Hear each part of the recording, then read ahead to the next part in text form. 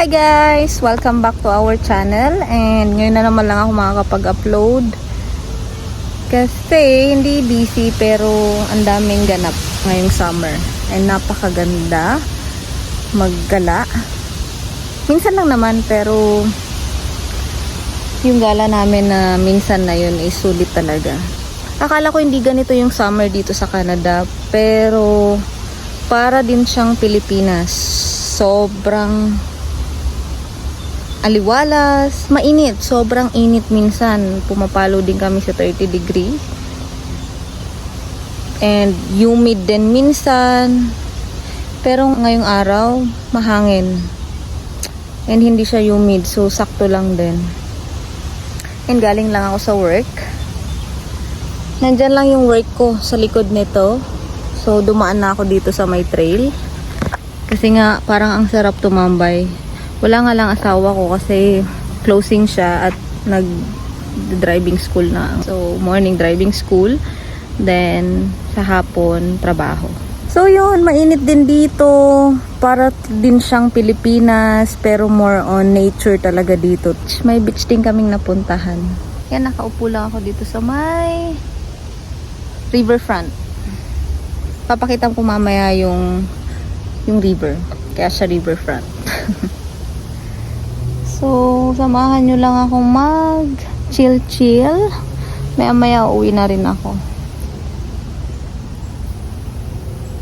Yan, may nagja-jogging. Mga bata rin nagbabike kasama yung magulang. So, family bonding na din nila yung pagbabiking dito. So, yun, last time pumunta kami ng Richie Bukto. So, 1 hour away siya dito sa Dieppe. And na-invite lang din tayo ng mga kaibigan natin.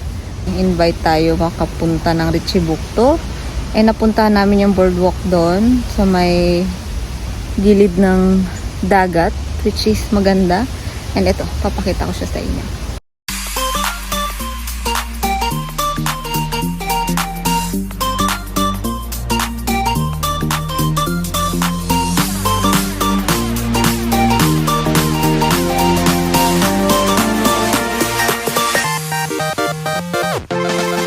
Take over. Hello mga kabagang, kapustiso at katartar.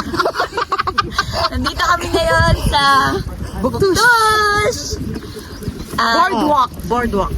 Buktush Boardwalk habang naglalakad ng kaya nga po walk, boardwalk. Habang umuumba. Nakakambon. Umulan, umaraw, bumagyo, Masyado na kami. See you. nakpetsera, umuulan.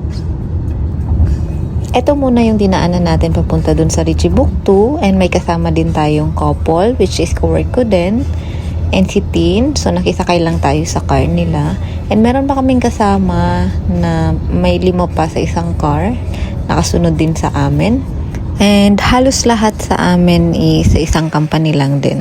Yung ibang kasama namin partner na lang din ng ka-work namin. So, ito na nga tayo sa entrance ng beach. So, ang pangalan nito is Ladoon de Buktus. Sorry sa pronunciation. French siya, so hindi ko alam kung pronounce ko siya ng tama. So, yung entrance pa lang maganda na. Nature, lakas maka-nature.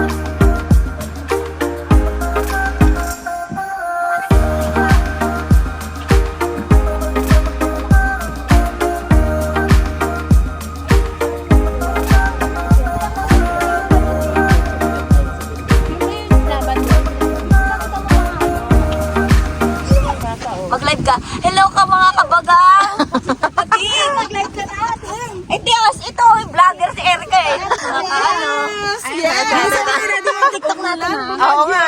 Ayos lang.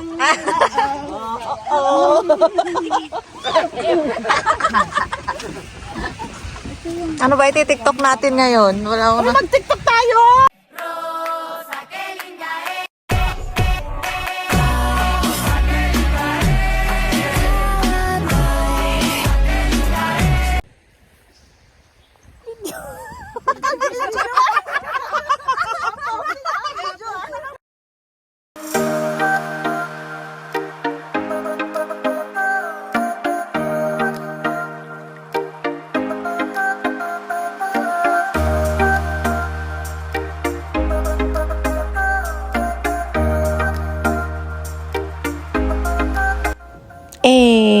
So kumain kami, nag-stop over kami sa Wow Fried Chicken and kakilala siya nung friend namin, si Ate Dali, and support na lang din sa business ng kapwa natin Pilipino.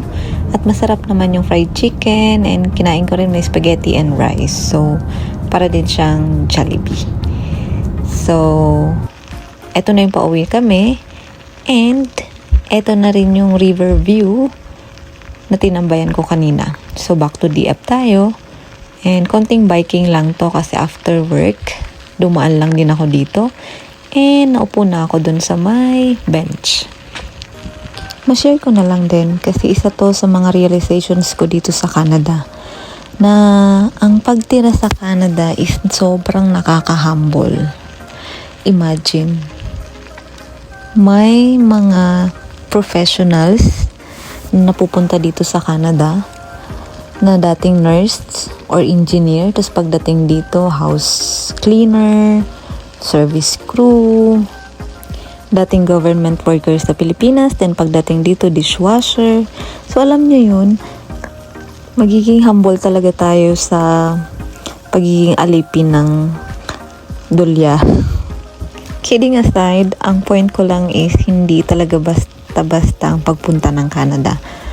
Kailangan buo ang loob para malagpasan lahat ng pagsubok kasi mahirap and mahal. Kaya kung simple lang ang buhay nyo gaya namin, magugustuhan nyo ang Canada and magugustuhan yung manirahan sa probinsya. Again, disclaimer lang po sa mga may bad experience sa Canada. And ito po ay sariling opinion ko lang din. And nagiging positive lang ako kasi nga positive thinking and optimism can provide beneficial impact. So, dun lang ako lagi sa positive sides. Kasi aware din ako na ang dami nang umuuwi or bumabalik sa Pilipinas ngayon galing dito sa Canada.